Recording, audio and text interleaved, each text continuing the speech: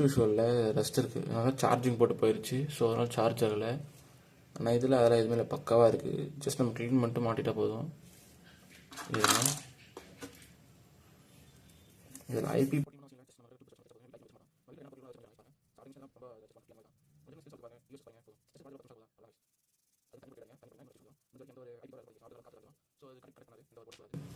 So பிரச்சனையே இல்லை, வேலை முடிஞ்சு நம்ம ஈஸியாக. அடுத்து பாருங்கள், நான் சிம்பிளாக எப்படி பண்ணி முடிக்கிறேன்ட்டு. ஃபஸ்ட் நம்ம பேட்டரி இயர்ஸ் டிப்ஸ் எல்லாத்தையும் கனெக்ட் பண்ணிடலாம். ஜஸ்ட் நம்ம சால்டிங் அயன் தேவையான சூடு ஏறிச்சுன்னா அந்த கடன் டெம்பரேச்சர் அடைஞ்ச உடனே நல்லா சால்ட்ரை விட்டாங்க. பாருங்கள் எவ்வளோ சிம்பிளாக இருக்கிற பாருங்கள். அவ்வளோதாங்க ஐஸ். இதெல்லாம் ஒரு ஆர்ட் மாதிரி, நீங்கள் பண்ண அது உங்களுக்கு அடிக்ட் ஆகிடும். பாருங்கள்,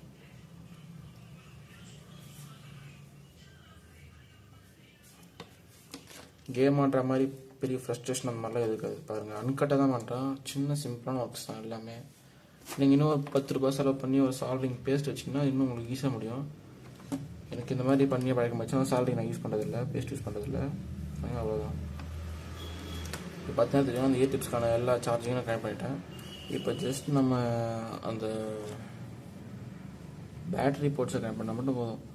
முடிஞ்ச வரைக்கும் பேட்டரியிலே அவங்க கொடுத்துருப்பாங்க ப்ளஸ் இது மைனஸ் இதுன்ட்டு. அதுக்கு தவிர பார்த்து நீங்கள் கனெக்ட் பண்ணால் போதும். பார்த்தீங்கன்னா தெரியும், இப்போ ஆன் ஆகிடுச்சு. அதனால தான் நான் சொல்கிறது, ஃபஸ்ட் எப்பவுமே பேட்டரி மாட்டக்கூடாது, லாஸ்ட்டு தான் பேட்டரி மாட்டணும்னு சொல்லிட்டு. ஏன்னா ஷார்ட் ஆக வாய்ப்பு இருக்குது. இப்போ வாங்க கைஸ், நம்ம இயர்பட்ஸ் போட்டு செக் பண்ணி பார்த்துடலாம். இந்த பாருங்க கைஸ், பார்த்தீங்கன்னா தெரியும் ஏர் டிப்ஸ் ஒர்க் ஆகுது. பாருங்கள், ஏர்பாட் சார்ஜ் ஆக ஆரம்பிச்சிச்சு. சிம்பிளான ஒர்க்ஸ் தான் கைஸ். இதனால் நம்ம அதிகமாக செலவு பண்ணோம் அப்படிலாம் அவசியம் கிடையாது. சின்ன 10 நிமிஷம் வரைக்கும் நம்ம முடிச்சிட்டோம். இப்போ நம்ம மாட்டினா போதும். அந்த சின்ன போர்டு இஷ்யூ ரெஸ்ட் ஆகிடுச்சு அப்படிங்கிறதுனால நம்ம ஒரு போர்டையே மாற்றணும் இல்லை ஒரு டிடபிள்யூஸே மாற்றணும் அப்படின்னு அவசியம் கிடையாது. சின்னதாக வீட்லேயே ஒர்க் நீங்கள் ஈஸியாக முடிச்சிடலாம். பாருங்கள், நான் வீட்டுக்கு ஒர்க்ஸ் வச்சு தான் பண்ணுறேன். இதுக்கு நான் ஸ்கூட்டர் வச்சு மாட்டல, ஒரு கத்தி வச்சு தான் கழட்டி மாட்டிட்டு இருக்கேன்.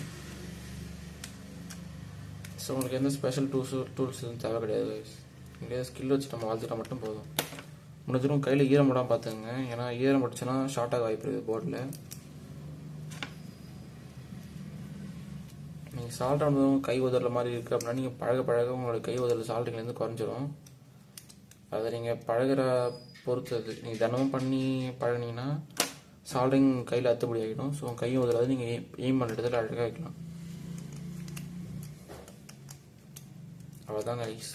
இந்த வீடியோ உங்களுக்கு புரிஞ்சுக்கணும்னு நினைக்கிறேன். கிரியேட்டிவ் சேனலுக்கு சப்ஸ்கிரைப் பண்ணுங்கள். அவ்வளோதாங்க கைஸ். கடைசி ஒருத்தர் பார்த்துங்க முடியலாம். சிச்சோ குழப்பமாக இருக்கு. மாட்டிக்கிச்சு. அவ்வளோதாங்க கைஸ். எவ்வளோ சிம்பிளான வேலை முடிச்சுட்டு பார்த்தீங்களா? இந்த ஒரு சின்ன விஷயம்னால நம்ம இவ்வளோ 2 டியூப் ஸ்டிக் போட்டிருக்கோம் வந்திருக்கோம். இப்போ அவ்வளோதான். பாருங்கள், ஒர்க் முடிஞ்சிச்சு. Thank you guys.